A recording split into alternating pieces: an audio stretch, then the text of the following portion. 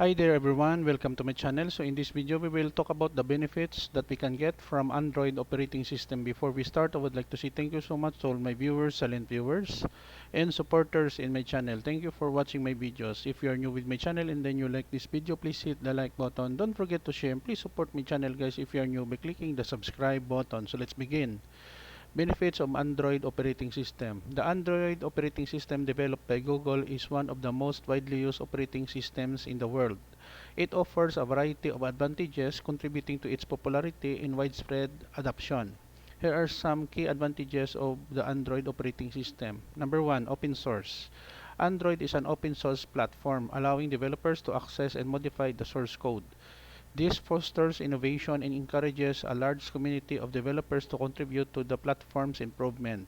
Number two, customization. Android provides a high level of customization for users. Users can personalize their home screens, install custom launchers, and choose from a wide range of widgets to tailor their device's appearance and functionality to their liking.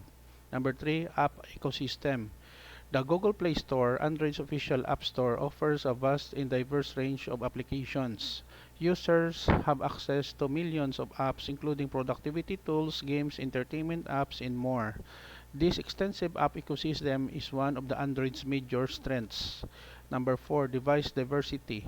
Android is not tied to a specific manufacturer, allowing for a wide range of devices from various manufacturers. This diversity gives users the flexibility to choose from different form factors, specifications, and price points. Number 5, multitasking. Android supports multitasking, allowing users to run multiple apps simultaneously. This is particularly useful for productivity and efficiency, enabling users to switch between applications seamlessly. Number 6, integration with Google services. Android integrates well with Google's suite of services including Gmail, Google Drive, Google Calendar, and more. This seamless integration enhances the user experience for those who use Google services. Number 7, widgets and live wallpapers. Android supports widgets which are small, interactive app extensions that can be placed on the home screen.